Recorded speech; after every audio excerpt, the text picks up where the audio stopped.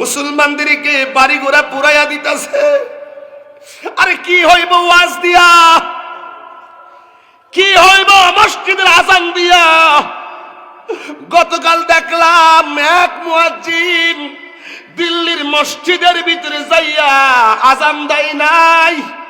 এতদিন বলতো হাইয়া আলাস সালাহ, আর গতকাল শুনতেছি মুয়াজ্জিন মসজিদে যাইয়া আজান না দিয়া বলতেছে হাইয়া আলাল জিহাদ, জিহাদের দিকে মুসলমান আসো। জিহাদ করে বল আল্লাহু আকবার।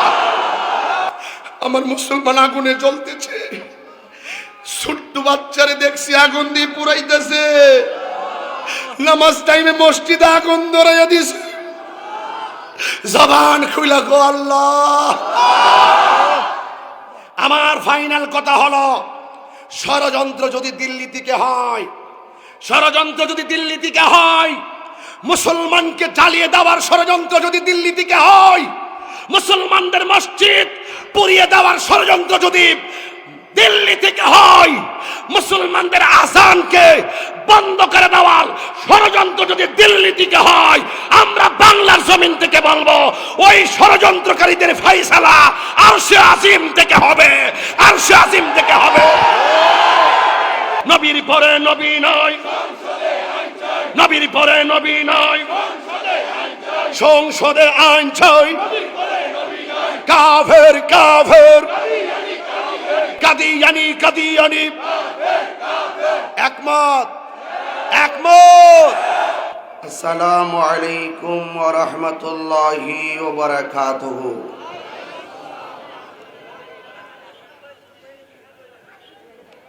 আসসালাতু ওয়াসসালামু আলাইকা ইয়া রাসূলুল্লাহ,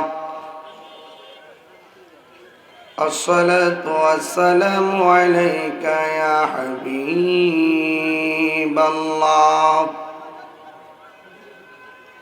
আসসালাতু ওয়াসসালামু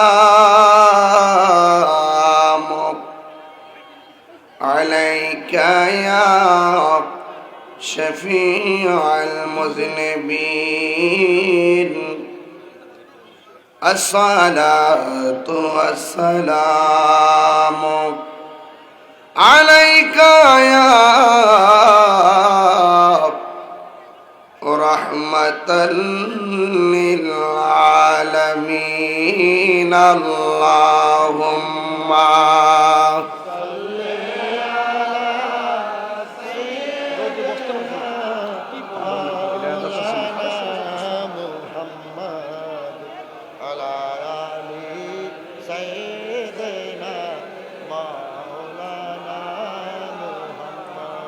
আর মহব্বতে বলি আল্লাহুম্মা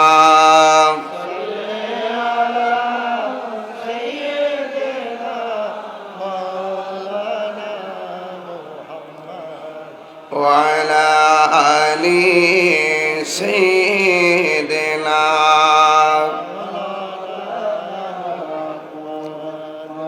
तेरी नस्ले पाक में है बाचा बाचा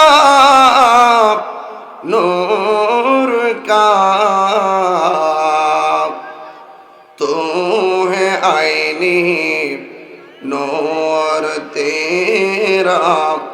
सब घराना नूर का अल्लाहुम्मा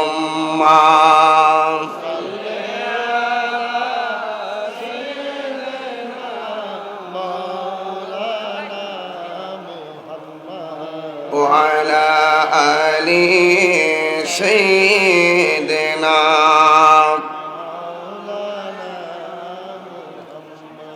মুআজ্জাজ ওয়া মুকাররাম ওয়া মুবাল্লিগিন উলামায়ে কেরাম, ঐতিহ্যবাহী বড় হরিপুর ঘোড়াঢেঙ্গা সুন্নি হাফেজে মাদ্রাসা এতিমখানা ময়দান, দিনের বেলা আজিম হোসেন মাদ্রাসার হাফেজ ছাত্রদের পাগড়ি প্রদান উপলক্ষে মোদি কনফারেন্সের বিশেষ আকর্ষণ, যিনি আমার পূর্বে মূল্যবান কথা বলেছেন, আমার প্রিয়তম ব্যক্তিত্ব আলহাজ মাওলানা গাজী সিরাজুল ইসলাম কুদরতি সাহেব, প্রধান অতিথি প্রবাসী জনাব মোহাম্মদ আনোয়ার হোসেন সাহেব, বিশেষ অতিথি হাজী রফিকুল ইসলাম সাহেব, হাজী রফিকুল ইসলাম সাহেব, ডক্টর মোহাম্মদ আব্দুল মতিন সাহেব, সভাপতি জনাব মোহাম্মদ আখতারুজ্জামান সাহেব, সহ সভাপতি জনাব মোহাম্মদ দুলাল হোসেন প্রধানিয়া সাহেব, উপস্থিত আছেন আলহাজ মাওলানা হাফেজ মোহাম্মদ শাহ আলম আল কাদরি শাহপুরী সাহেব, উপস্থিত আছেন আলহাজ মাওলানা কামাল হোসেন আল কাদরি সাহেব, উপস্থিত আছেন মাওলানা আবু নোমান মোহাম্মদ ইকরামুল হক আনোয়ারি সাহেব, উপস্থিত আছেন মাওলানা মোহাম্মদ হাবিবুর রহমান সাহেব, উপস্থিত আছেন দোগায়া মুস্তাফিজুর রহমান বুইয়া সাহেব, উপস্থিত আছেন আমন্ত্রিত অনেক অতিথিবৃন্দ, আহ্বায়ক হাফেজ মোহাম্মদ বিলাল হোসেন আল কাদরি শাহপুরী সাহেব, সবার প্রতি ভালোবাসা রেখে আমি আপনাদের জন্য দোয়া করার আগেই এতটুকু বিশ্বাস করি যে আপনাদের যে কষ্ট, এই কষ্টের কারণে আল্লাহ পাকের কুদরতি নজর আছে না নাই? আপনাদের এতে ভালোবাসা, কষ্ট, প্রখর রৌদ্রের মাঝে যে বসে আছেন, এতে আমার প্রিয় নবীর মহব্বতের নজর আছে না নাই? এখন আমি দোয়া করি আল্লাহ যেন আপনাদের এই ত্যাগ ভালোবাসাকে কবুল করে, সকলে বলেন আমিন। আমি আপনাদের কাছে অনুরোধ করে বলবো, আমি জানি অনেক কষ্ট হচ্ছে আপনাদের, কারণ যে ইবাদতে কষ্ট বেশি সে ইবাদতে সওয়াবও বেশি। গতবার যখন দিনে এখানে এসেছি কষ্ট করছেন বৃষ্টির মাঝে, এবার কষ্ট করছেন রৌদ্রের মাঝে। তো এই জন্য যে ইবাদতে কষ্ট বেশি সে ইবাদতে সওয়াবও বেশি। সুবহানাল্লাহ বলতেন না? আর আজকে আপনারা যারা এই ময়দানে ভালোবাসার প্রদর্শন করছেন, আমি একটি কথাই শুধু আপনাদেরকে মেসেজটা দিতে চাই যে আমরা আহলুস সুন্নাত ওয়াল জামাতের অন্তর্ভুক্ত যারা রয়েছি, আমরা আমার নবীকে জানের চাইতেও বেশি ভালোবাসি। সন্দেহ কিনা বলেন? সন্দেহ আছে? সন্দেহ আছে? আমরা জানের চাইতো নবীকে ভালোবাসি। আর আমার ব্যাপারে আপনারা বেশি না জানেন, কম তো কিছু হলো জানেন, যে আমি যদি বলা হয় তোমার মা, তোমার বাবা, তোমার সম্পদ কি, আমি বলবো এই পৃথিবীতে মা, বাবা, আত্মীয় স্বজন, সম্পদ, টাকা পয়সা সব আমার কাছে তুচ্ছ, কিন্তু আমার নবীর মহব্বত আমার কাছে সর্বশ্রেষ্ঠ। আর এই কথাই রাসূল বলেছেন, যতক্ষণ না পর্যন্ত মা, বাবা, সন্তান, সন্ততি ওয়ান নাসি আজমাইন, সকল মানুষের চাইতে নবীকে মহব্বত না করবে, ততক্ষণ কেউ ঈমানদার হতে পারবে না। এই জন্য আজ রাস্তাঘাট, বড় হরিপুর, ঘোড়াডেঙ্গা, বরুরাবাসী আজ যেই নজির স্থাপন করেছেন, এটা আমার মনের মনির কোঠায় চিরস্মরণীয়, বরণীয় হয়ে থাকবে। আপনাদেরকে নিয়ে আজকে যেভাবে রৌদ্রে বসেছি ঠিক এভাবেই যেন একদিন আমাদের মাথার উপর যখন 12 তাপের সূর্য থাকবে, সেই কঠিন মুসিবতে যেন আল্লাহ পাক আমাদের সবার মাথার উপরে আরশে আজিমের ছায়া দান করে। এর বিনিময়ে আমরা এতটুকুই চাই, ঠিক কিনা বলেন? আমরা দিনের বেলা রোজা থাকি, ক্ষুধার্ত থাকি, তৃষ্ণার্ত থাকি, আল্লাহ আমাদেরকে হাউজে কাউসারের পানির ব্যবস্থা করে দিবে। আমরা আজকে রৌদ্রের মাঝে বসে আছি, আল্লাহ পাক আমাদেরকে আরশে আজিমের ছায়া ব্যবস্থা করে দিবেন। এই জন্য সেই আশাবাদ ব্যক্ত রেখে আমি আপনাদের সামনে কিছু কথা বলবো। আল্লাহ যেন আমাদের সকলকে আজকের আয়োজনকে কবুল করে, বলুন আমিন। ধৈর্য হারা কাউকে করব না, তবে এতটুকু বলতে চাই, আমরা মুসলমান। আমরা কি? জবান ছেড়ে দিয়ে বলুন আমরা কি? কে কে মুসলমান হাত তোলেন।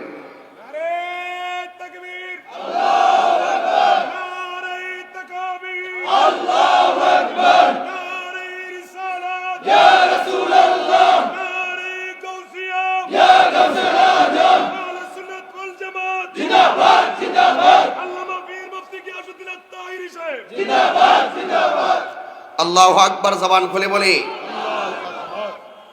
গভীর মনোযোগ। অনেক কষ্ট, শুধু বুকটা ফাটে, মুখটা ফাটে না। কোনো এক্সপ্লেইন ব্যাখ্যা দিয়ে আপনাদের কষ্টের সংজ্ঞা আমি দিতে পারবো না। শুধু এতটুকু বলতে পারি, আজকের এই রৌদ্রের ভিতরে আমার জীবনে যত মাহফিল করেছি, শুধু মনে হচ্ছে আজকে এই রৌদ্রের ভিতরে আপনাদেরকে নিয়ে কথা বলতেছি। এই জন্য আমার হৃদয়টা বড়রাবাসীর জন্য ভালোবাসার নেম প্লেটটা উজাড় করে শুধু বলতে চায়, আমাদের এই ত্যাগ, আমাদের কষ্ট, আমাদের আন্তরিকতার দ্বারা আমার আল্লাহ আমাদের মা বাবার গুনাহ মাফ করতে পারে কি পারে না? আর কিছু চাই না আল্লাহ, কিচ্ছু চাই না। যারা দিনের বেলা এত বিসর্জন জানে মালে দিয়ে দিল, এরা দুনিয়ার নাম চাই না গো আল্লাহ, এরা দুনিয়ার সুনাম চাই না, এরা চায় শুধু আপনার কুদরতি মায়ার নজর। কথা বলেন ঠিক কিনা? আমরা আজকে শুধু আল্লাহর কাছে মহব্বতটাই প্রদর্শন করব।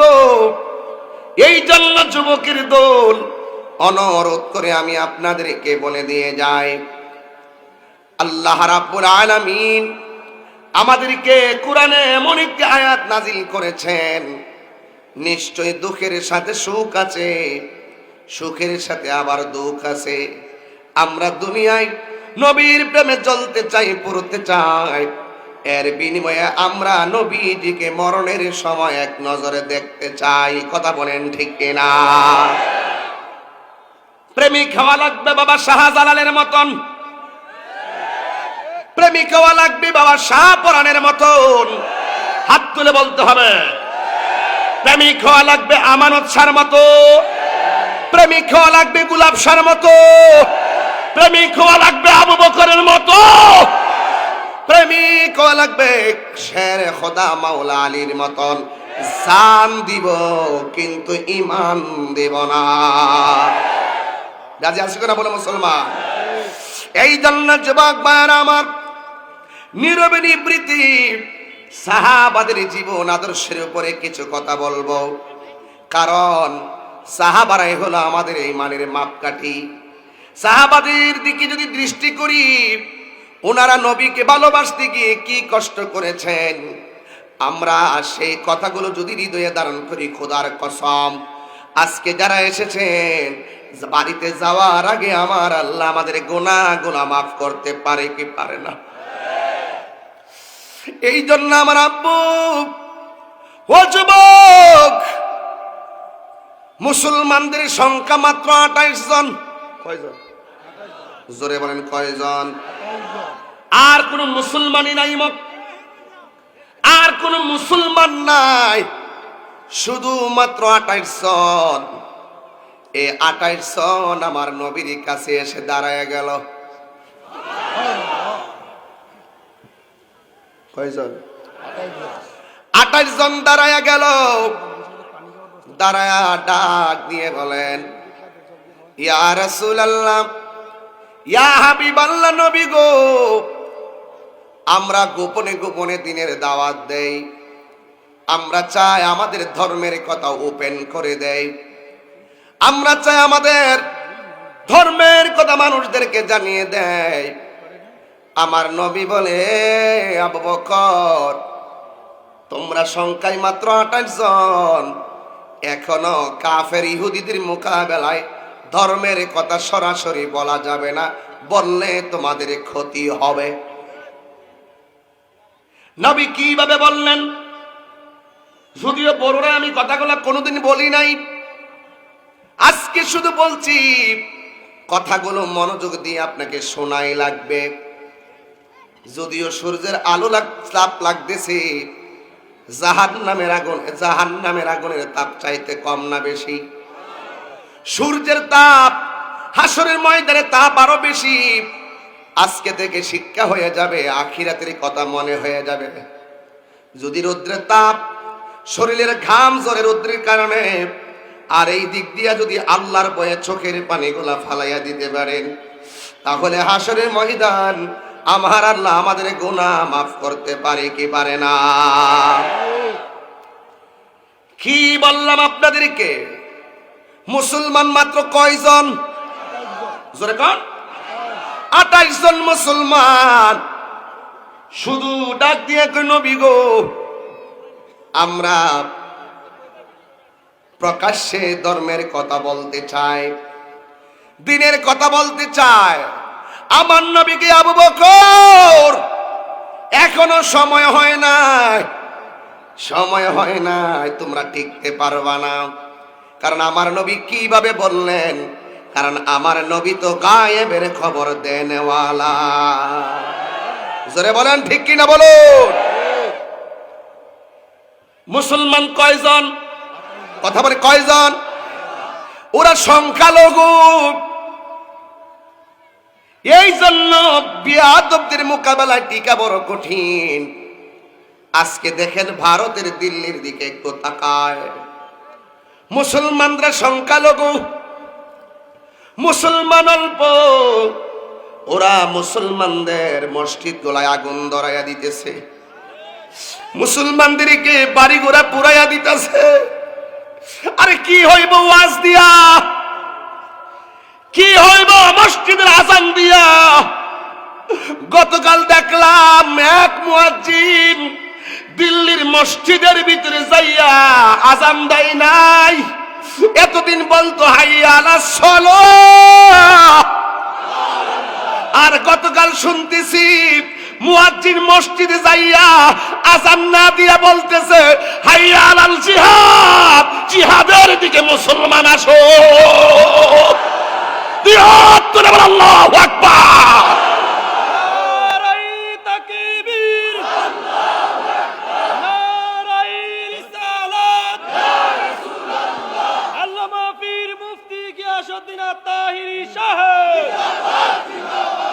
জবান খুলে কোন আল্লাহু আকবার। এ মুসলমান, রোদ্রে পুইরা ইসলাম বোঝা লাগবে। এই মুসলমান তীরের আঘাত খাইয়া ইসলাম বোঝা লাগবে। এই মুসলমান পাথরের আঘাত খাইয়া ইসলাম বোঝা লাগবে। এই মুসলমান জীবন দিয়া ইসলাম বোঝা লাগবে। ওদের অপরাধ কি? একটাই অপরাধ, ওরা 5 ওয়াক্ত নামাজের আজান দেয়। অনেক সন্ত্রাসীদের সহ্য হয় না, ওদেরকে বাড়িঘর গুলা পুরাইয়া নাস্তে নাবদ করে দিচ্ছে। আমরা তো যেতে পারবো না। আমি রাতের বেলা যখন দেখলাম মুয়াজ্জিনটা হাইয়া আলাল জিহাদ বলতেছে, সাইডে দিয়া মসজিদে আগুন জ্বলতেছে, আমি মনে মনে ভাবলাম এর চাইতে কঠিন সময় মনে আর পৃথিবীতে নাই। এই জন্য আমার আব্বারা মুসলমান 3 বেলা ভাত খাইয়া তোমরা নবীর বিরুদ্ধে কথা বলতেছো। একটা কথা মনে রাখবা, ভারতের ওই সন্ত্রাস যারা মসজিদের ভিতরে আগুন লাগাইয়া দিতেছে, আমি তোমাদেরকে সাবধান করে দেই। গত 1 মাস পূর্বে মুসলমানদেরকে পানির মধ্যে ডুবায়া ডুবায়া মারছে, রাস্তার ভিতরে নিয়ে গাড়ির নিচে ফালাইয়া মারছে। কোরআন পরিবর্তন করার স্বপ্ন হাতে যখন নিয়েছে চীন দেশ, আমার আল্লাহর গজব নেমে গেছে করোনা নামক ভাইরাসের মাধ্যমে। এই তুই হাত তুলে বলো ঠিক কিনা বলো। এই মুসলমান নিকৃষ্ট জাতি নয়, মুসলমান নিম্নমানের জাতি নয়, মুসলমান পরাজয়ে ধরে না, পরাজয়ে ধরে না বীর। এরা হলো এমন দল, এ ভারতবাসী, আমাদের দেশে হিন্দু আছে না নাই? কত সুন্দর আমরা ভালোবাসতেছি তাদেরকে, তাদের মন্দিরে তারা পূজা করে, আমরা সহযোগিতা করি। কথা বলেন ঠিক কিনা বলেন? আজকে তোমরা আমাদের মুসলমানদেরকে মারতেছো, খোদার কসম করে বলি রৌদ্রে পোড়া মানুষগুলোর হাহাকার আল্লাহ শুনতেছে। আমার মুসলমান ভাইরে পুরাইবা আর মসজিদের কোরআনে আগুন ধরাইয়া দিবা, মসজিদের ভিতরে আগুন ধরাইয়া দিবা। আল্লাহর কসম, আজকে বাংলার জমিনের রৌদ্রে পোড়া মানুষের একটা মানুষের ডাক যদি আল্লাহ কবুল করে, তোমাদের সব মস্তক ভেঙ্গে চুরমার চুরমার চুরমার হয়ে যাবে। ঠিক কিনা বলো? খোদার কসম করে বলি সাবধান, সাবধান। মুসলমানদের অস্ত্র কম থাকতে পারে, মুসলমানদের গ্রেনেড কম থাকতে পারে, মুসলমানদের যুদ্ধের সরঞ্জামাদি কম থাকতে পারে। খোদার কসম, বাবা শাহজালাল গৌর গোবিন্দের মোকাবেলায় শুধু একবার আল্লাহরে ডাক দিয়েছে, গৌর গোবিন্দের বিল্ডিং ভাঙ্গা চুরমার হয়ে গেছে। কথা বলেন না কেন বাবা?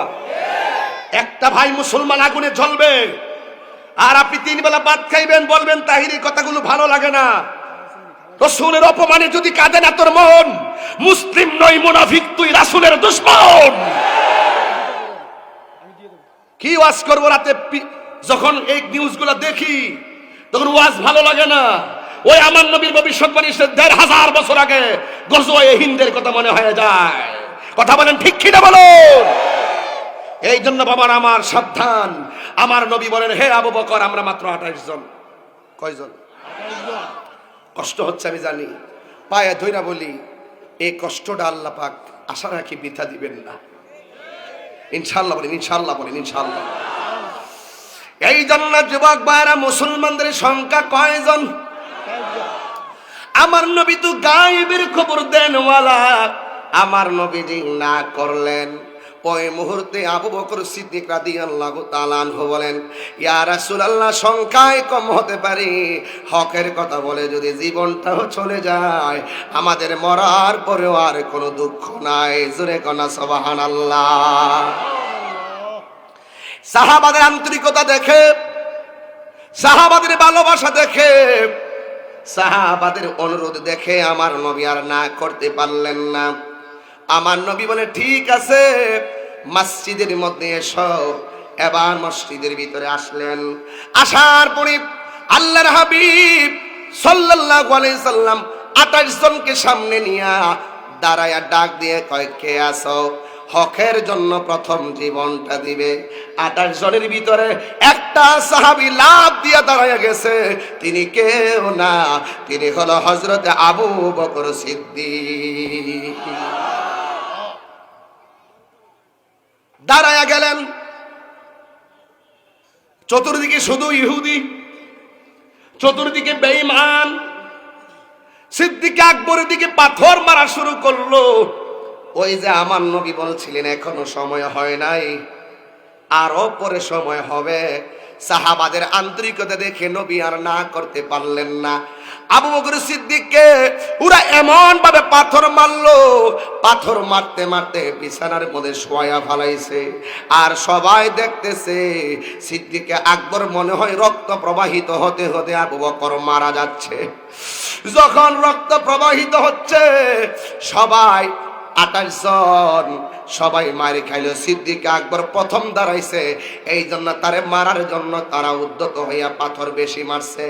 একেবারে আমার নবীকে বাড়ির মধ্যে সেভ করে নিয়ে গেছেন। আবু বকরকে তারা ধরে রাখলেন আর এমন ভাবে পাথর মারলেন, রক্ত রক্ত লাল হয়ে গেছে। সবাই মনে করছে মারা গেছে, ফালাইয়া চলে গেছে। আর সবাই তার ধনেকে দরাদরি করে বাড়িতে নিয়ে গেল।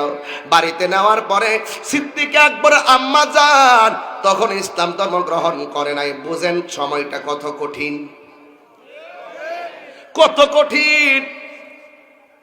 ইসলাম ধর্ম গ্রহণ করার কারণে সিদ্দিক আকবর যেখানে পাথর খাইল, সেই ঘরের মা ইসলাম ধর্ম গ্রহণ করে নাই।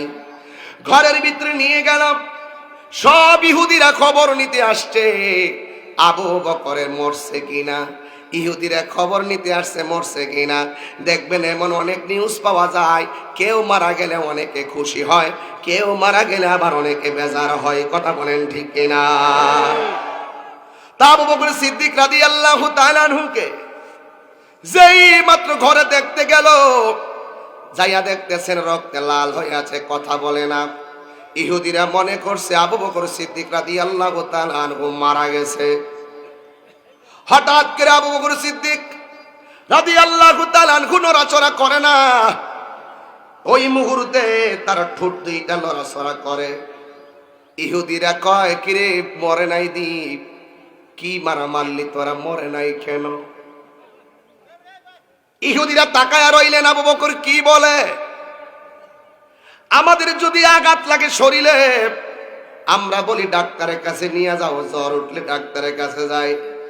কিন্তু সিদ্দিক আকবরের শরীরের ভিতরে এত আঘাতের চিহ্ন রে বাবা, এমন ভাবে ছিন্ন ভিন্ন করলো। সিদ্দিক আকবরের মা তার পাশে বৈশাখে, আব্বারে তুমি কেমন আছো?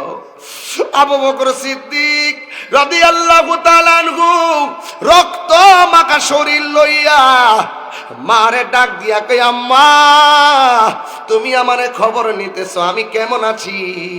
ও আম্মা গো, আমার খবর নিও না, আগে বলো আমার জান, আমার ঈমান রাহমাতুল লিল আলামিনের শরীরটা কেমন আছে? আগে বলো আমার নবী কেমন আছে? ইহুদিরা সবাই এই খবর পাইয়া দৌড়াইয়া ঘর থেকে চলে গেছে। আসলে ওরা ভালোর কারণে আসে নাই, ওরা আসছিল মারা গেছে কিনা খবরটা জানার জন্য। ইন দি মিন টাইমে ইহুদিরা ঘর থেকে বের হয়ে গেল। মা যদিও ইহুদি, মা যদিও কাফের, কিন্তু ওই সন্তান নবীর খবর নিতেছে। অন্যান্য ইহুদিরা চলে গেছে, একটা মানুষ সন্তানকে ফালাইয়া যায় নাই, কাফের হওয়ার পরেও সন্তান ফালাইয়া যায় নাই। এটা হলো আবু বকর সিদ্দিকের আম্মা জান। জোরে কি সুবহানাল্লাহ বলবেন না? এই জন্য তোমার বিপদের কালে সবাই তোমাকে ছেড়ে চলে যাবে, একটা মানুষ যাবে না, ওই মানুষটার নাম কইল মা। মা যাবে না। আজকে আমি দুইটা ছেলেরে পাগড়ি দিলাম নাকি, তার মা কিন্তু অনেক গর্বিত মা, তার বাবা বড় গর্বিত, যেই ঘরের ভিতরে সন্তানটা খাইছে এরাও গর্বিত, যেই মাদ্রাসার হুজুরের কাছে পইরা হাফেজ হইছে এটাও গর্বিত। দুনিয়ার ভিতরে কত ধরনের লেখাপড়া আছে, সবচাইতে জ্ঞানীকে যদি আমাকে প্রশ্ন করো, আমি বলবো ম্যাজিস্ট্রেট বুঝি না, আমি বলবো সবচাইতে জ্ঞানী হলো যারা 30 পারা কোরআন সিনার মধ্যে ধারণ করেছে। কথা বলেন ঠিক? ওই দিনও ঢাকায় বলেছি, হ্যাঁ প্রধানমন্ত্রী ক্রিকেটার ভালো রান করলে আপনি পুরস্কার দেন, ফ্ল্যাট দিয়ে দেন। আমি বলবো আমার এই বাংলার জমিনে প্রতি বছর কোরআনের পাখি বিশ্বের সঙ্গে লড়াই করে, তারা প্রথম পুরস্কারটা ছিনাইয়া নিয়ে আসে। এদেরকে ফ্ল্যাট দেওয়া দরকার, এদেরকে বালি দেওয়ার দরকার, ঠিক কিনা বলো? এদেরকে পুরস্কার দিতে হবে। এরা হইল বাংলাদেশের শ্রেষ্ঠ সন্তান, যারা কোরআনের প্রতিযোগিতায় হাজার মানুষের মধ্য থেকে পুরস্কার ছিনাইয়া নিয়ে আসে। এই জন্য যুবক, আজকের এই মাদ্রাসায় কোরআনে হাফিজ গুলা দেখে আমার কলিজাটা শীতল হয়ে গেছে। এদের সিনাটা এত দামি, গোটা 30 পারা কোরআন এদের সিনার ভিতরে ধারণ করার ক্ষমতা দিয়েছেন কে? আল্লাহ কোরআনে বলেন, ইন্না নাহনু নাযালনাল যিকরা ওয়া ইন্না লাহু লাহাফিজুন।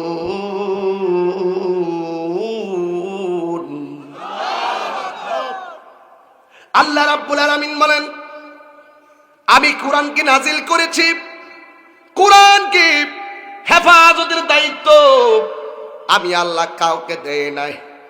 আমি আল্লাহ রাব্বুল আলামিন নিজের কুদরতি হাতের জিম্মাদারে রেখে দিয়েছি। এই জন্য যারা কোরআনের খেদমত করেন তারা অনেক দামি। ও যুবক, সিদ্দিক আকবর কই, আম্মা আগে বলো না আমার নবী কেমন আছে। এবার মা ডাক দিয়ে কে, বাবা ভালো আছে, ভালো আছে। তুমি কি খাইবা? গলাটা মনে শুকাইয়া রইছি। এমন মা তোমার মারছে রে বাবা, তুমি বলো না কি খাইবা। এবার সন্তানটা ডাক দিয়ে কে, আম্মা আমার পেটের ভিতরে অনেক ক্ষুধা। ও বরুরাবাসী, বড় হরিপুরবাসী, ঘোড়াডাঙ্গাবাসী, আপনারা সবাই জবানটা খুইলা আল্লাহরে ডাক দিয়া বলেন আল্লাহ। আর মায়ার সুরে ডাক দিয়া কোন আল্লাহ। ওই দিক দিয়ে আবু বকর খায় নাই, এই দিক দিয়ে বড় হরিপুরের ছেলেরা ও দিনের বেলা অনেকে খায় নাই। এমন কে আছো দুপুরে খাও নাই? হাত তুলো। দেখেন দেখেন দেখেন, শ্রীরামপুর শিয়ালদার মুকুজি গ্রামের বন্ধুরা দেখেন, অনেকগুলো মানুষ খাওয়া দাওয়া করে নাই। এরা এসেছে নবীর মহব্বতে। এটা সিদ্দিক আকবরের আকর্ষণ। এটা সিদ্দিক আকবর থেকে আমরা শিক্ষা গ্রহণ করেছি। নবীর মহব্বতের মোকাবেলায় খাবো না, নবীর মহব্বতের মোকাবেলায় ঘুমাবো না, নবীর মহব্বতের মোকাবেলায় আমরা দুনিয়াদারি করব না। নবীর মহব্বত আমাদের কাছে সর্বশ্রেষ্ঠ, ঠিক কিনা বলেন? আর জবান খুলে কোন ঠিক কিনা? এই জন্য আমার আল্লাহ রাব্বুল আলামিন এর হাবিব হুজুর পুরনূর সাল্লাল্লাহু আলাইহি ওয়াসাল্লামের প্রিয় সাহাবী হযরতে আবু বকর ডাক দিয়ে কে, আম্মা আমার পেটের ভিতরে অনেক ক্ষুধা।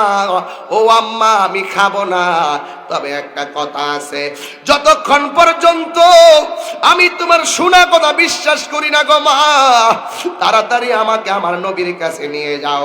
আমার নবীকে না দেখে আমার মুখের ভিতরে খাবার আমি দিতে পারবো না। জবানটা ছেড়ে বলেন না আল্লাহু আকবার।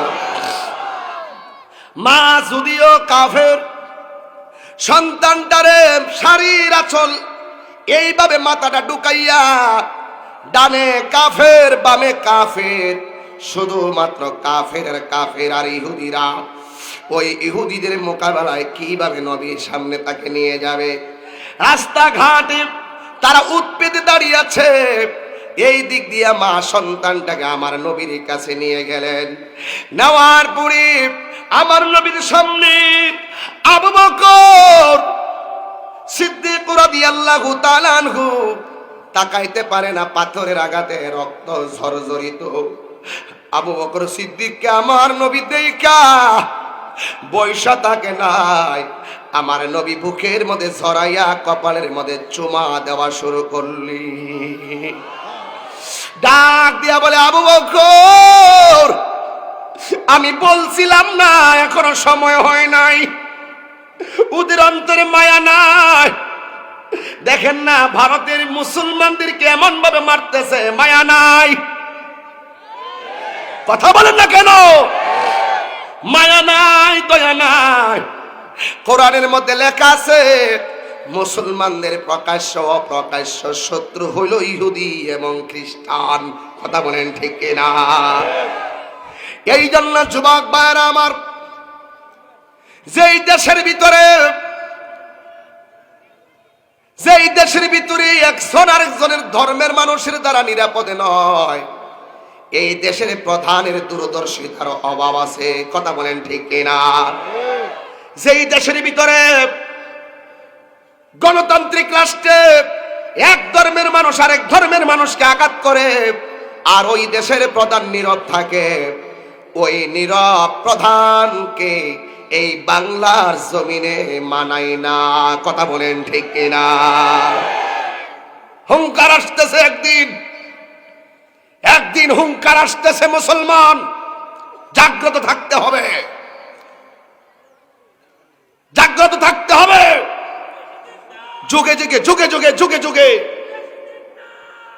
যুগে যুগে মুসলমানদেরকে রাজপথে নামতে হবে, ঠিক কিনা বলেন?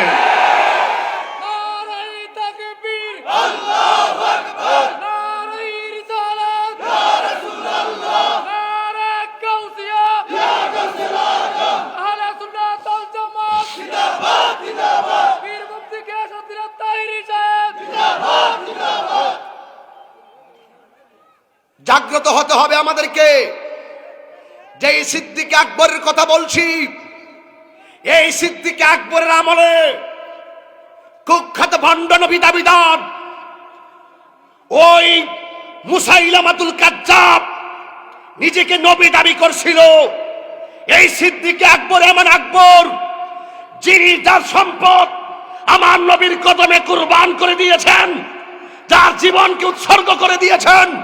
তার আমলে যখন মুসাইলামাতুল কাজ্জাব নিজেকে নবী দাবি করেছে, আবু বকর সিদ্দিকের নেতৃত্বে সেই বিয়াদবকে দুনিয়া থেকে বিদায় করে দেওয়া হয়েছে। আজকে আমরা কি দেখি? আজকে আমরা দেখি এই ভারতের পাঞ্জাবের মির্জা গোলাম আহমদ কাদিয়ানী মত্তর অনুসারীরা এই বাংলার জমিনে নিজেদেরকে নবী দাবি করতেছে এবং আমার নবীকে শেষ নবী মানে না। আছে না নাই বলেন? সেদিন বেশি দূর নয়, এগুলা ইহুদি খ্রিস্টানদের দালাল, ঠিক কিনা বলেন? আমাদেরকে জাগ্রত হতেই হবে। এই কুখ্যাত কাদিয়ানীরা যারা বলে আমার নবী শেষ নবী নয়, এরা কি মুসলমান নাকি কাফের? আমি যদি স্লোগান দেই আওয়াজ থেকে জুড়ে হবে আপনাদের, কাদিয়ানী কাদিয়ানী। এই আওয়াজ আমি মানি না।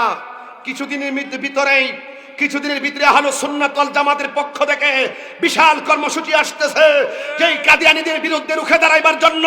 এই আন্দোলন সিদ্দিক আকবর থেকে শুরু হয়ে এই বাংলার জমিনে কাদিয়ানীদের বিরুদ্ধে হুঙ্কার দিয়েছিলেন। কে দিয়েছিলেন? আল্লামা এম এ আব্দুল জলিল সাহেব রাহমাতুল্লাহ আলাইহি। কথা বলেন ঠিক কিনা বলেন? কাদিয়ানীর বিরুদ্ধে হুঙ্কার দিয়েছিলেন আল্লামা শহীদ নুরুল ইসলাম ফারুকী রাহমাতুল্লাহ আলাইহি। কাদিয়ানীর বিরুদ্ধে হুঙ্কার দিয়েছিলেন আল্লামা জালালউদ্দিন কাদরি রাহমাতুল্লাহ আলাইহি। ঠিক কিনা বলুন? কাদিয়ানীর বিরুদ্ধে হুঙ্কার দিয়েছিলেন আল্লামা বাকি বিল্লাহ রাহমাতুল্লাহ আলাইহি। ঠিক কিনা বলেন? সেই ধারাবাহিকতায় এখনো কাদিয়ানীদের বিরুদ্ধে হুঙ্কার দেওয়া হচ্ছে। যারা আমার নবীকে শেষ নবী মানবে না, এরা কখনো মুসলমান হতে পারে না। হতে পারে? আমি বলবো কাফের, কাদিয়ানী কাদিয়ানী। হাত তুলে আজকের বড়রাবাসী বড় হরিপুর থেকে আন্দোলন শুরু হয়ে যাক। কাদিয়ানী কাদিয়ানী। অনেকের হাত উঠে না, ওরা কি কাদিয়ানীর দলে আছে নাকি? কাদিয়ানী কাদিয়ানী, কাফের কাফের, কাদিয়ানী কাদিয়ানী, কাফের কাফের। নবীর পরে নবী নয়, সংসদে আইন চাই। নবীর পরে নবী নয়, নবীর পরে নবী নয়, সংসদে আইন চাই। কাফের কাফের, কাফের কাফের, কাদিয়ানী কাদিয়ানী। একমত একমত একমত। মুসলমানে বিচ্ছিন্ন হওয়ার আর সুযোগ নাই। কওমীদের সাথে আমাদের দ্বন্দ্ব। যদি আমরা 5 ঘন্টা সময় দেই, ওনারা যদি আমাদেরকে 5 ঘন্টা সময় দেয়, আহলে সুন্নাত ওয়াল জামাত কারে কয় বুঝাইয়া দেওয়ার জন্য আমরা যথেষ্ট। ঠিক কিনা বলুন? আলোচনা সাপেক্ষে সমাধান হতে হবে। আজকের দিল্লির মুসলমান মসজিদে আগুন ধরাচ্ছে, কে ওহাবি, কে খারিজি, কে কি এটা দেখছে না, শুধু দেখছে তারা মুসলমান। মুসলমানকে জ্বালিয়ে দাও, মুসলমানকে জ্বালিয়ে দেওয়া এত সহজ নয়। হাত তুলে বলুন ঠিক কিনা বলেন।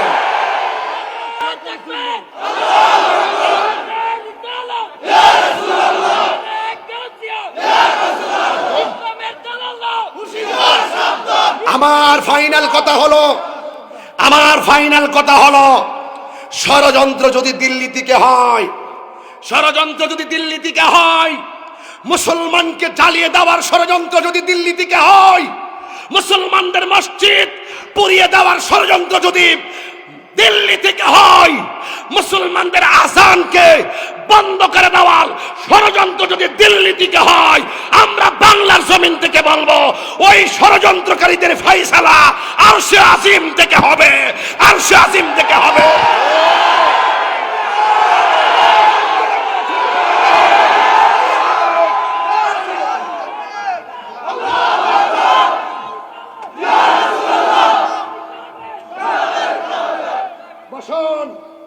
বসুন, মুসলমানদের অন্তরে জ্বালা রয়েছে, সুন্নিদের অন্তরে জ্বালা রয়েছে, সুন্নিদের অন্তরে যন্ত্রণা রয়েছে। ডাইরেক্ট কথা হলো, মুসলমান সুন্নিদের বিরুদ্ধে যদি ষড়যন্ত্র আমেরিকা থেকে হয়, সেই ষড়যন্ত্রের জবাব হবে আরশে আজিম থেকে, আরশে আজিম থেকে, আরশে আজিম থেকে। বসুন, আপনাদেরকে বসতেই হবে, আজ আপনাদেরকে জাগ্রত হতে হবে। দুই হাত তুলে বলো ঠিক কিনা মুসলমান। ফয়সালা করবেন কে? ফয়সালা করবেন কে? আরো জোরে কে? তিনবার আল্লাহকে ডাক দাও আমার মুসলমানদের জন্য।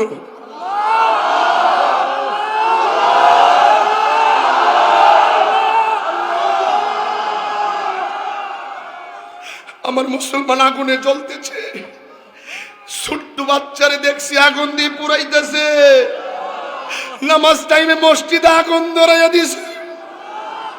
জবান খুইলা গো আল্লাহ,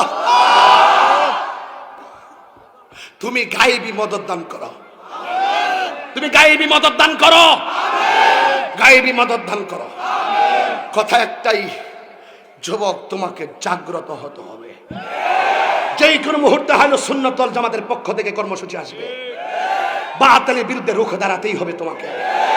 তখনই আমরা সাকসেস হতে পারবো, যখন আমরা নবীর তরিকায় থাকবো। বিচ্ছিন্ন আন্দোলন মানুষকে পরাজিত করে, ঐক্যবদ্ধের আন্দোলন মানুষকে বিজয়ী করে। কারা কারা আমার মতের সঙ্গে একমত? দুই হাত তুলে দেখাও।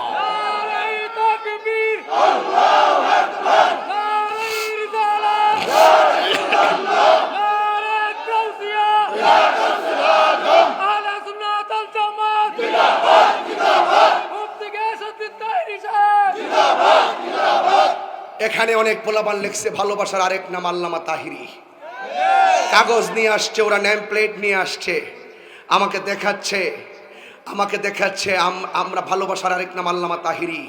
আমি বলতে চাই, তোমাদের ভালোবাসার নাম আল্লামা তাহিরি হতে পারে যুবকদের, কিন্তু আমি তাহিরি বলে দিয়ে যাই, ভালোবাসার আরেকটি নাম বরুরাবাসী। এই বরুরাবাসীর শ্রম, এই বরুরাবাসী কত কষ্ট করেছে সেটা আমি দেখেছি। এই বড় হরিপুরের মানুষ কত কষ্ট করেছে আমি দেখেছি। এই ঘোড়াডাঙ্গার মানুষ কত কষ্ট করেছে আমি দেখেছি। আর এখান থেকে আমি আমার জীবনের শ্রেষ্ঠ একটি হুঙ্কার দিচ্ছি, শুধু নবীর মহব্বতের খাতিরে, ঠিক কিনা বলেন?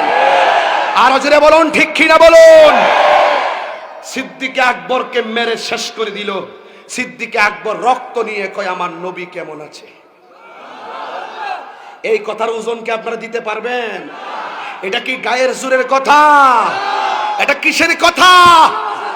এটা ভালোবাসার কথা, এটা ঈমানের কথা। এবার সিদ্দিকে আকবর এমন আকবর যে সিদ্দিকে আকবর প্রিয় নবীর কদমে সব উজাড় করে দিয়েছেন। মনে পড়ে গেল দোস্ত, মনে পড়ে গেল দোস্ত আমার, সিদ্দিকে আকবর রসুলকে কত ভালোবাসতেন। একদিন সিদ্দিকে আকবর আমার নবীর কাছে আসলেন। আমার নবী আবু দারদা রাদিয়াল্লাহু তাআলা আনহুর সঙ্গে কথা বলতেছেন।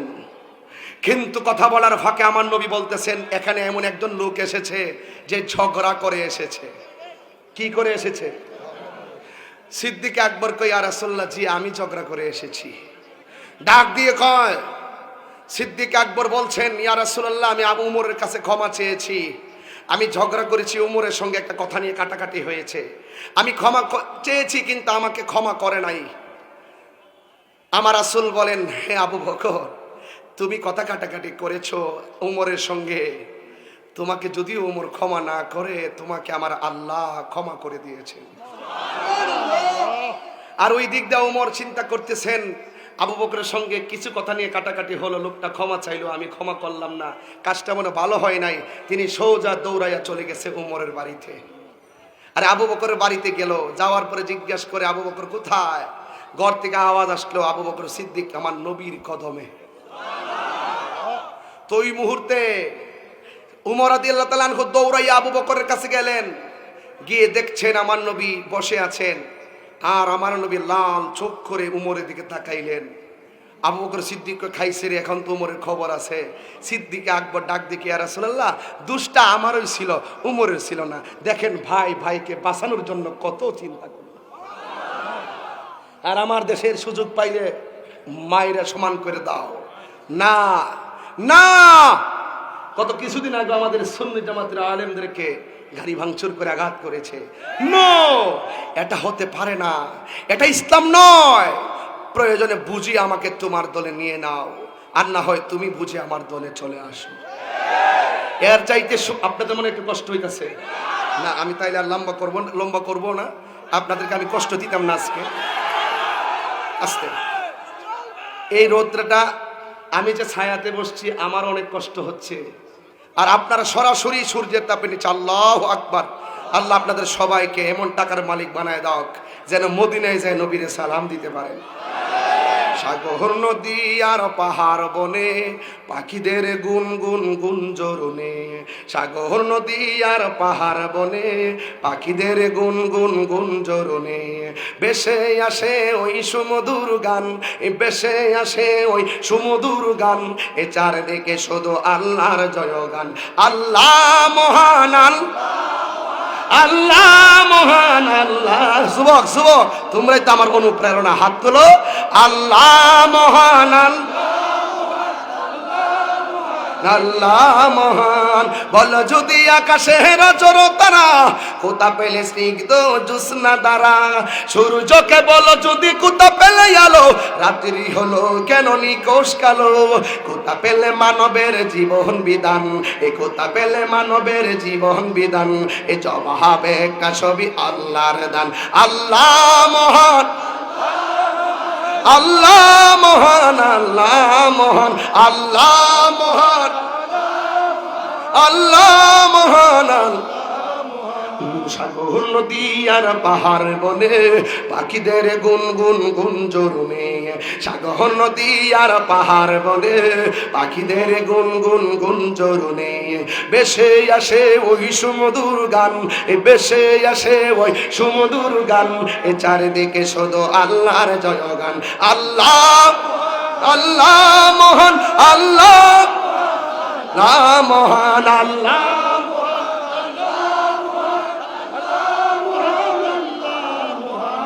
আল্লাহু আকবার বলবেন না? আমার দেশ এমন দেশ, যেই দেশে আজানের সাথে সাথে সূর্য উদয় হয়। সূর্য উদয়ের সময় আজান, আবার অস্তের সময় আজান। এমন দেশ কোথাও খুঁজে পাবে না গো তুমি। এই জন্য দেশকে ভালোবাসার প্রয়োজন আছে না নাই? আমার নবী বলেন, আমার নবী বলেন, আমাকে মারার জন্য ওরা 100 উট ঘোষণা করেছে। নবীকে মারার জন্য 100 উট ঘোষণা করছে। নাউজুবিল্লাহ বলবেন না ভাই? এটা কি সাধারণ কথা? নবীকে মারার জন্য 100 উট ঘোষণা করছে। জিন্দা পারো আর মৃত পারো ধরে নিয়ে আসো। নাউজুবিল্লাহ বলুন বাবা। তখন আমার আল্লাহর আর সহ্য হয় নাই। আল্লাহ ডাক দিকে, হ্যাঁ বন্ধু, আপনি মক্কা থেকে চলে যান। ঠিক কিনা বলেন? আমাদের বাংলাদেশে সীমান্তে 10 থেকে 15 লক্ষ রোহিঙ্গা মুসলমান আছে না নাই? কেন জায়গা দিয়েছি? মুসলমান, মানবতায়। কেন টাকা দিয়েছি? মানবতা এবং মুসলমান। কথা বলেন ঠিক কিনা বলেন? এই মুসলমানদের মানবতার দরজা সব সময় খোলা, ঠিক কিনা বলেন? আর বিয়াদবরা ঘোষণা করলো আমার নবীকে মেরেই ফেলবে।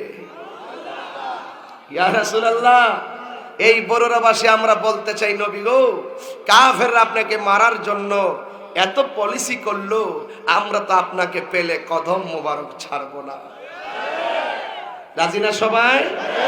রাজি না সবাই? এই জন্য যুবক ভাইয়ের আল্লাহ কোরআনে বলেন, ওয়ামা ইয়ানতিকু আনিল হাওয়া ইন হুয়া ইল্লা ওয়াহয়ুন ইউহা।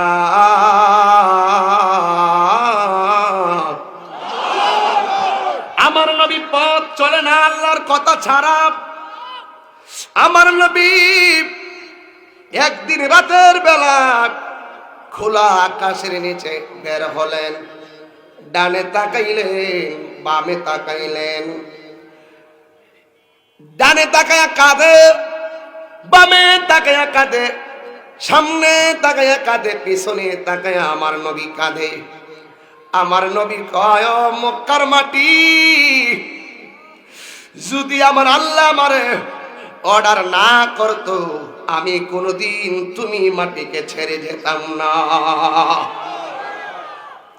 আজকে যখন আমি বাড়ি থেকে হেলিকপ্টারে উঠি, উঠার পরে কলেজ ময়দান থেকে উঠলাম, আমি এলাকার বাড়ি ঘরগুলো উপর থেকে দেখলাম, এত মায়া লাগলো, উড়ে যাচ্ছি তো না। মনের ভিতরে একটা চিন্তা ঢুকলো, আমার ভাই তো আমার সাথে বসা ছিল। মনের ভিতরে চিন্তা থাকলে একদিন তো প্রাণ পাখি এভাবে উড়ে যাবে। হাজার মানুষ আমাকে হাত নাড়াইয়া বিদায় দিল, কিন্তু মনের ভিতরে ভয়। হেলিকপ্টার থেকেই দেখে দেখে আমি ভাবতেছি একদিন আমি বিদায় হয়ে যাব, এমন ভাবে জড়ো হয়ে মানুষ আমাকে জানাজার মাধ্যমে বিদায় দিয়ে দিব। এই জন্য যুবক ভাইয়েরা আমার, ও বন্ধু, ধীরে ধীরে চোখের পানিগুলা ছেড়ে দিও। এমন হতে পারে আজকের মাহফিল ইতিহাস হয়ে থাকবে আমাদের আল্লাহর দফতরে। আমার নবী রাতের বেলা ঘর থেকে বের হইল, শুধুমাত্র ডানে তাকায় বামে তাকায় কান্দে, আর আকাশের তাকায় নবী দেখলেন মিটি মিটি তারকাগুলো। নিস্তব্ধ পৃথিবী, কেউ নাই, কেউ নাই। নবী মক্কা ছেড়ে চলে যাবে, একা একা কান্দে, কারণ মক্কা হলো আমার নবীর মায়ের দেশ। দৌড়াই আমার নবীর সামনে হযরতে আলী, ডাক দিয়ে কই, আলী, তুমি আমার ঘরের ভিতরে থাইকো, তবে আমি তোমারে বলে যাই, তোমার সঙ্গে আমার দেখা হবে সোনার মদিনা। আল্লাহু আকবার বলেন না কেন? কোথায় দেখা হবে? সোনার মদিনা দেখা হবে। এবার আমার নবী সোজা চলে গেলেন আবু বকর সিদ্দিক রাদিয়াল্লাহু তাআলা আনহুর বাড়ি। যাইয়া দরজার ভিতরে এমন ভাবে ফা করা আল বাব, বাড়িতে যাওয়ার সাথে সাথে আমার নবী সিদ্দিক আকবরের ঘরের দরজার মধ্যে টোকা দিলেন। টোকাটা মারতে দেরি রে ও বড়রার বন্ধুরা, আবু বকর সিদ্দিক সাথে সাথে দরজাটা ঠাস করে খুলে দিল। আমার নবী ডাক দিয়া কি, আবু বকর, আমি যে আজকে তোমার ঘরে আসবো তোমারে তো বলি না, দরজাটা খুলতে দেরি, তুমি দরজায় টোকা দিতে দেরি, তুমি দরজাটা খুলে দিছ। মনে হইতেছে যেন গো আমি এই মুহূর্তে আসবো, তুমি জানো দরজা খুলে দিয়েছো, তুমি কি ঘুমাও নাই? আবু বকর সিদ্দিক রাদিয়াল্লাহু তাআলা আনহু বলেন, ইয়া রাসূলুল্লাহ, যেই দিন থেকে আপনি বলেছেন মক্কা ছেড়ে মদিনায় চলে যাবেন, খোদার কসম করে বলি আমি ওই দিন থেকে একটা সেকেন্ডের জন্য বিছানার ভিতরে পিঠ লাগাই না। এই জন্য যুবক ভাইরা আমার, সিদ্দিক আকবর কই নবী গো, ও মায়ার নবীজি, নবী গো, ও মায়ার নবী, কোথায় যাবেন আমার ছেড়ে? আপনার চেহারা মোবারক দেখলে আমি আবু বকরের 7 দিনের ক্ষুধা দূর হয়ে যেত।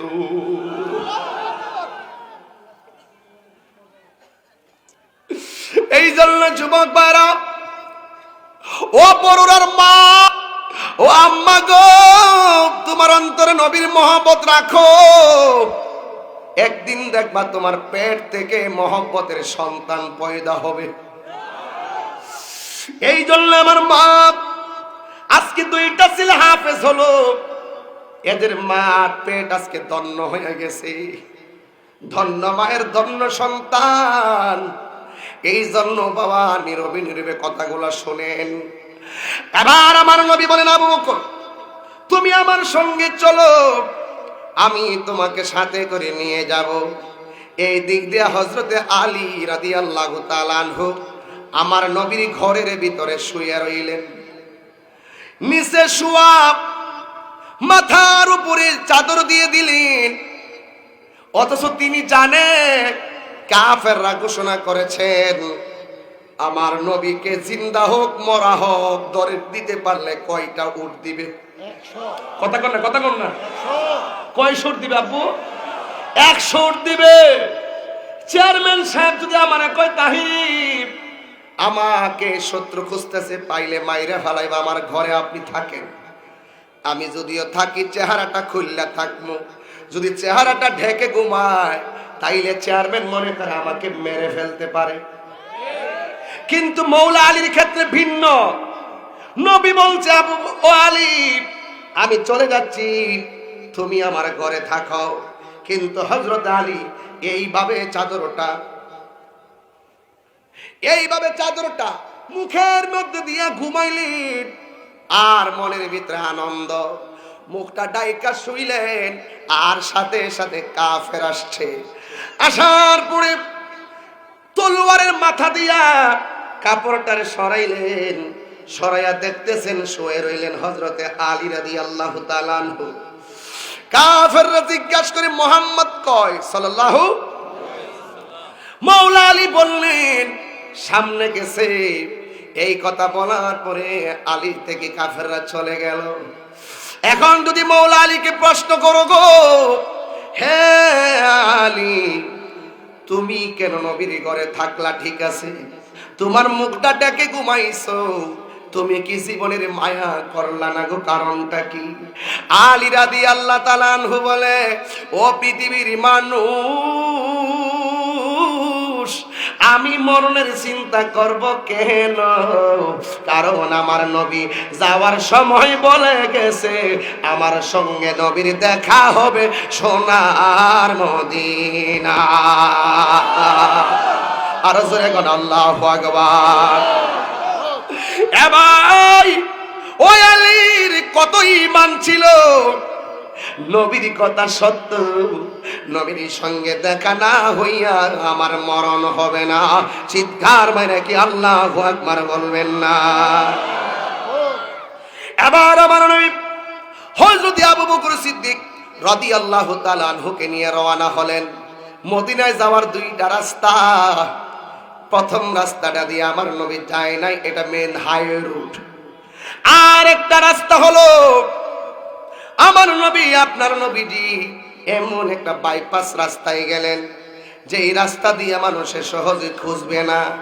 এ আমার বন্ধু, ও যুবকের দল, আমার নবীজি যখন সামনে গেলেন, আবু বকর সিদ্দিক রাদিয়াল্লাহু তাআলা আনহু আমার নবীর একটা ডাক দিয়ে বলেন, এখন যখন আমি ডাকটা দিব সবাই নবীর ইয়া রাসূলুল্লাহ বলে ডাক দিবেন, পারবেননি? আবু বকর সিদ্দিক ডাক দিয়া কয়, ইয়া রাসূলুল্লাহ নবী গো,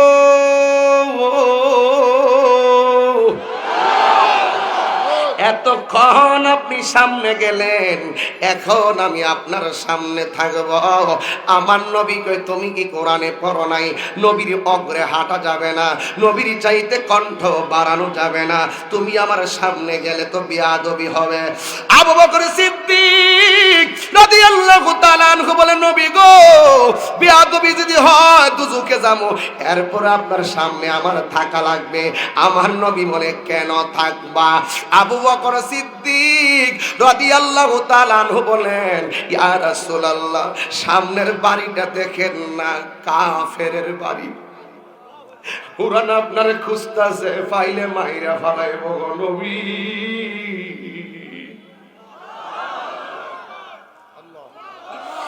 ও নবী গো, আপনারে তো মাইরা ফালাইব গো নবী। ওরা যদি আপনার এই মুহূর্তে দেখা ফালায়, তীর মাইরা আপনারে মাইরা ফালাইতে পারে গো।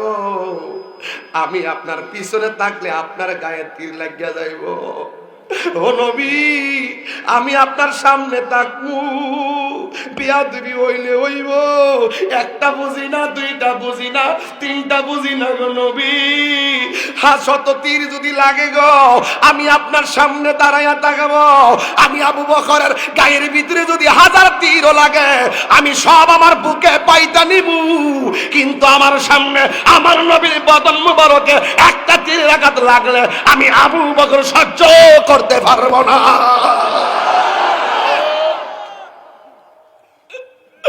এটা হলো নবীর মহব্বত। আজকে বড়ুরাবাসী মনে মনে কয় রুদ্রে পড়লে পড়বো, নবীর মহব্বতের প্রেম সাগরে পইরা থাকবো, তার বাস্তব প্রমাণ আজকে বড়ুরাতে হচ্ছে। কথা বলেন ঠিক কিনা? কোথায় গেল তোমাদের কষ্ট? কোথায় গেল তোমাদের কষ্ট? যুবকের দল সিদ্দিক আকবর আমার নবীর নিয়ে সামনে গেল। যাওয়ার পরে আমার নবী দেখলেন সামনে একটা গুহা দেখা যায়, ওই গুহার ভিতরে আমার নবী ঢুকবেন। সিদ্দিক আকবর রাদিয়াল্লাহু তাআলা আনহু বলে, নবী গো, গুহার ভিতরে আপনি প্রথম ঢুকেন না, গুহার ভিতরে ঢুকবো আমি। কয় কেন? কয় গুহার ভিতরে অন্য কিছু থাকতে পারে। এবার সিদ্দিক আকবর গুহার ভিতরে ঢুকলেন, দেখলেন গুহার ভিতরে ছিদ্রের কোনো অভাব নাই, প্রত্যেকটা ছিদ্রের মধ্যে এক একটা সাপ বসে আছে। এবার নিজের গায়ের জামাটা এইভাবে সিরা সিরা ওই গর্তগুলা ছিদ্রগুলা বন্ধ করলেন, কিন্তু দুইটা ছিদ্র অতিরিক্ত রয়ে গেল। সিদ্দিক আকবর কয়, আমার কাছে তো কোনো কাপড় নাই। আবার মনে মনে চিন্তা করে, অসুবিধা নাই, কাপড় যদিও না থাকে গো, আমি ওই ছিদ্রগুলো আমার পা দিয়া বন্ধ করে দিব। আর জোরে কোন আল্লাহু আকবার। পা দিয়া বন্ধ করে দিবে। আমার নবী গুহার ভিতরে ঢুকলেন। অনেকক্ষণ পর্যন্ত আমার নবীজি হাঁটতে হাঁটতে ক্লান্ত হয়ে গেলেন। আমার নবী গুহার ভিতরে ঢুইকা সিদ্দিক আকবর রাদিয়াল্লাহু তাআলা আনহুকে ডাক দিয়া বলে, হে আবু বকর, আমি একটু ঘুমাবো। আবু বকর কয়, নবী গো, পাথরের উপরে মাথা মুবারক রাখলে কষ্ট পাবেন, আপনি আমার এই চাকুরুর মধ্যে একটু মাথা মুবারক রেখে ঘুমান।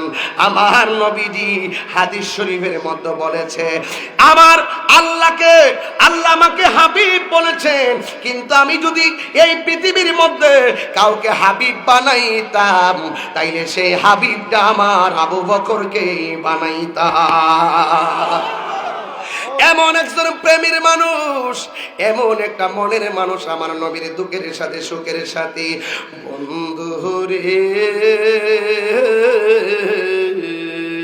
ও বন্ধু রে আমার, বন্ধু, ও বন্ধু গো,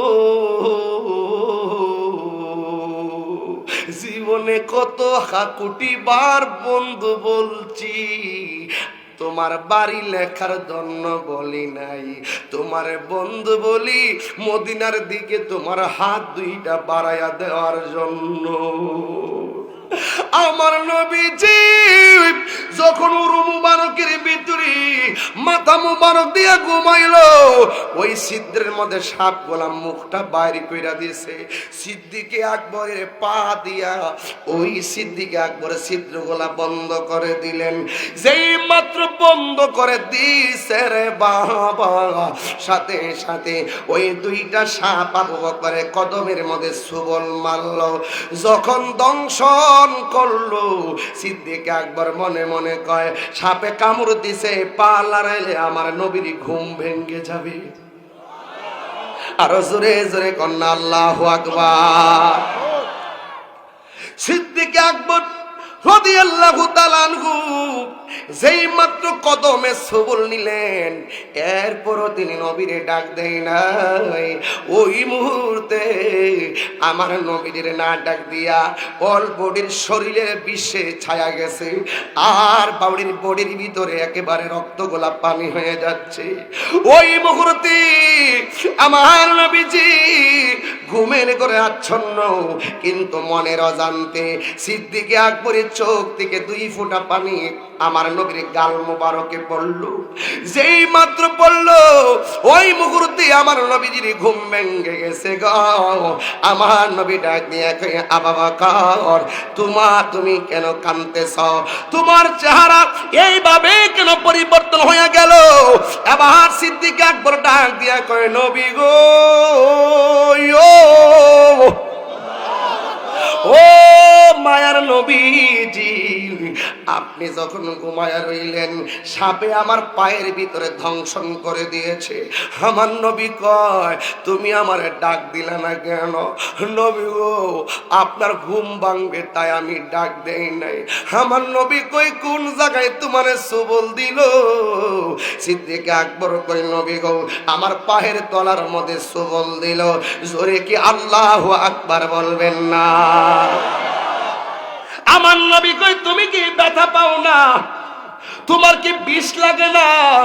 নবী গো, লাগে লাগে, শরীরের রক্ত পানি হয়ে গেছে, বিষের যন্ত্রণায় চেহারা কালো হয়ে গেছে, কিন্তু হাজার বিশ্বের বেদনার চাইতে আপনার মহব্বত আমার অন্তরে বেশি। আর জোরে কন্যা আল্লাহু আকবার। এই জন্য যুবক, অনুরোধ অনুরোধ অনুরোধ, আমার নবী ডাক দিয়ে কে, আবু বকর তোমার গায়ে এই বাবা বৃষ্টিতে আজকে যে রৌদ্রের মধ্যে বৈশা যে ওয়াজ শুনতেছেন, রৌদ্রের তাপ 10 মিনিট লাগছে, এখন কি তাপ বোঝা যায়? নিজের শরীরে কিন্তু প্রথম যে রৌদ্রটা ছিল, সেম রৌদ্রটাই কিন্তু লাগতেছে। কথা কন না কেন? সেম রৌদ্রটি লাগতেছে, কিন্তু প্রথম যে রৌদ্র, এই রৌদ্রের তাপটা লাগার পরে এখনো এমনই লাগতেছে, কিন্তু বুঝতেছেন না কি পরিমাণ আর করতে পারতেছেন না। কেন? নবীর মহব্বতের প্রেম সাগরে পড়ে গেছেন, এই জন্য টের পাওয়া যাচ্ছে না। 2 হাত তুলে বলো, ঠিক কিনা বলো?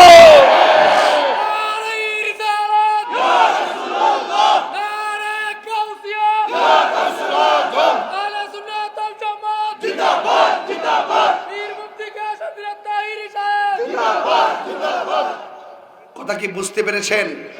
বিষয়টা কি এইরকমই তো নাকি? তো আপনারা কি আমার সাথে আজকে আখিরি মোনাজাত করে যাবেন না? আজানটা দিবে, মাহফিল শেষ, কিন্তু আপনারা একটু বসে যাবেন। এখন আপনারা একটু বসবেন। আপনারা আমি চাচ্ছি যে আপনাদেরকে নিয়ে আমি আজকে আখিরি মোনাজাত করব। কি বলছিলাম? যে এটা একটা ইতিহাস। কথা বলেন, ঠিক কিনা বলেন? আমি তো অনেক মাহফিল করছি, এত রোদ্রে খোলা মাঠে মাহফিল করি নাই। যত মাহফিল করছি পর্দা ছিল উপরে, কিন্তু আজকের সময়টা কিন্তু মাত্র 10-15 দিনের ব্যবধানে এই মাহফিলের দাওয়াত। এই অল্প দিনের ভিতরে হেলিকপ্টার ম্যানেজ করা বা তাদেরকে কন্ট্রোল করে আনা, এগুলো অনেক টাফ ব্যাপার। এগুলো যারা করে তারা বোঝেন, ঠিক আছে? এরপরও অনেক চেষ্টা করছেন, ঢাকা থেকে আলম ভাই অনেক চেষ্টা করছেন, এবং সবাই আলহামদুলিল্লাহ যারা আন্তরিকভাবে কাজ করছেন, আমি সকলকে ধন্যবাদ জানাচ্ছি। এই যে বাবা, আপনারাও বসবেন। আমি চাই যে আজকে সকলকে নিয়ে দোয়া করবো। এক বসুন বাবা, একটা ওয়াদা দেন আজকে আমার কাছে, দোয়া না করে কে কে চলে যাবেন? হাত তোলেন। যাও, তুমি যাও আব্বু, এখনই যাও, যাও যাও। তুমি কি ভুলে তুলছে? আচ্ছা, ভুলে মানে জোশের টেলে তুলে এ বাবু, এই পাকিস্তানি গেঞ্জি, এই তোমাকে বসতে বলছিলাম, রাগ করো না। আমি বলছি কি, আমার নবী সব দেখতেছেন। কথা কন বাজান, ঠিক না বেটি? আমরা তো মাঝে মাঝে বৃষ্টিতে মাহফিল দেই, মাঝে মাঝে রোদ্রে মাহফিল দেই। আমরা অনেক মানুষকে বুঝাই দিতে চাই, সুন্নিরা সিন্নি খাউন না, সুন্নি ন। কথা বলুন ঠিক কিনা বলো। এই জন্য সুসময়ে বন্ধু তো অনেকই হয়, অসময়ে কয়জনে হয়। অসময়ের বন্ধুই হলো প্রকৃত বন্ধু। কথা বলেন ঠিক না বেঠে? এই জন্য আপনাদেরকে ওই যে ছায়ার মধ্যে যারা দাঁড়াইছেন, আপনারা খুব আরামে আছেন। ও দোয়া দোয়া করে যাবেন, কে কে হাত তোলেন। নারে তাকবীর, নারে রিসালাত, নারে গাউসিয়া, আহলুস সুন্নাত ওয়াল জামাত, কোরআন সুন্নাহর আলো। হাত নামান। আর দোয়া না কইরা কে চলে যাবেন, হাত তোলেন। অর্থাৎ সবাই দোয়া করবেন। আর 15 মিনিট পরে ইনশাল্লাহ, ইনশাল্লাহ বলেন না কেন? আমরা আজকে চাই সবাই দোয়া করে যাব। যেমন আমার হুজুর, আমরা প্রতি রাত্রে কথা না কইলে আমরা ফেডের মাথা জমো না। গাজী সিরাজুল ইসলাম কুদরতি সাহেব আমার পাশে বসেই আছেন, এখনো যায় নাই। এর মানে কি? এটাই হলো সুন্নিয়ত। কথা বলেন ঠিক কি না? ওই যে আবার রাত্রে 3 প্রোগ্রাম যাইবো গা ধারাবাহিক মাহফিল কইরা, এবার ফজরে পরে আমরা বাড়িতে যাই। যে আজকে বাড়িতে গেছি, যাইয়া কোন রকম ভাবে রেস্ট তো কপালে নাই, কিন্তু খেদমত চলতেছে। কথা কোন ঠিক কিনা? আচ্ছা, আমি আপনাদের কাছে একটা ভোট নিতাম চাই। আমি যে মুসলমানদের কষ্টের কথা বললাম, কাদিয়ানীদের ব্যাপারে বললাম, এবং নবীর মহব্বতের কথা বলতেছি, আচ্ছা একটা কথা কি কোরআন সুন্নাহর বাইরে কিংবা যুক্তির বাইরে বলছি? কথা বলেন না কেন? আর আমি কিন্তু এইভাবে কোথাও কথা বলি না, কিন্তু আজকে বলতেছি শুধু মহব্বতে। কারণ এই রোদ্রে কষ্টটা আমি বুকটা ফাটতেছে, আপনাদেরকে কি বলে বুঝাবো। তবে একটি কথা বলি, আজকে আমরা দোয়া করেই যাব। সবাই বলতে হবে ইনশাআল্লাহ। আরো জোরে ইনশাআল্লাহ, ইনশাআল্লাহ। আল্লাহ কবুল করুক। 10 মিনিট একটা কথা বলি, সিদ্দিকে আকবরের পায়ে কিসে দংশন করেছে? জোরে কন্যা। আবু বকরকে সাপে কাইটা ধ্বংস করিল, আঙ্গ নবীর থুতু লাইগা ভালো হয়ে গেল। ওই আমার ভাই কইছে, ও হাবি বালানা বালা লয়া থাইকো। ভালো লাগে না? ভালো লাগে না? আমি ওইদিকে এখন গেলাম না, তবে একটু মিস কল দিছি আর কি। যারা বুঝে না আশা করি বুঝবে, ইনশাল্লাহ সমাধান হবে। তবে এখন বাংলাদেশে এমনি ওহাবি নাই, কারণ আহমদ শফি সাহেব বলছে এরাও সবাই আহলে সুন্নাতুল জামাত। এখন আর ওহাবি কইলে কেউ রাগ করে না, যেটা রাগ করবো মনে করবো এটা নব্য ওহাবি। কথা বলেন ঠিক না বে ঠিক? এই জন্য বলতেছিলাম, যাই হোক বাবার, আমার রাগ করে লাভ নাই। কারণ আমরা ওয়াহাবি মানে গালি না, একজন ব্যক্তি ছিল আব্দুল ওহাব নজদি, তার অনুসরণ যারা করে হের ওয়াহাবি। তো আমরা তার ওই লোকের অনুসরণ করি না। যারা করে ওই লোকের আমরা বলি আপনি রাগ করেন কেন? আপনি তোলেন গা আব্দুল করিম সাহেব, আপনি আব্দুর রহমান সাহেব, আপনি আহমদ শফি সাহেব, আপনি হাফিজুর রহমান সিদ্দিকী সাহেব। আব্দুল ওহাবরে ওহাবি কইলে আমার নাম হাফিজুর রহমান সিদ্দিকী, মানসিক সিদ্দিকী, আমার নাম গিয়াসউদ্দিন তাহিরি, মানসিক তাহিরি, হের নাম আব্দুল ওহাব নজদি, হেরে কই ওহাবি, আপনার গায়ে লাগে গেলে এটা একটা বুকামি। এগুলো করেন না। মানুষ এখন অনেক চালাক হয়ে গেছে, আগের দিন বাগে খাই লাইছে। এখন হলো বুঝলে বুঝ, না বুঝলে তরমুজ। কথা বলে ঠিক না বে ঠিক? কারণ সেই গরম, এই জন্য তরমুজের কথা কইছি আর কি। মোটামুটি ফ্রিজে রেখে খাইতে পারলে মোটামুটি এখন একটু ভালো লাগতো। কথা কন ঠিক না বে ঠিক? আমি যে এতক্ষণ আপনাদেরকে রৌদ্রের মধ্যে বসে কথা বলতেছি, আমি কি কাউকে কষ্ট দিচ্ছি? আল্লাহ আমাদের সকলকে বুঝার তৌফিক দান করে বলেন আমিন। কথা ফাইনাল। কথা কি? কথা ফাইনাল। এই দেশে যারা নবীর বিরুদ্ধে কথা বলবে, ওলির বিরুদ্ধে কথা বলবে, মাজার ভাঙার ষড়যন্ত্র করবে, যারা মাজার ভাঙতে আসবে তাদের পা ভেঙে চুরমার করে দেওয়া হবে, চুরমার করে দেওয়া হবে।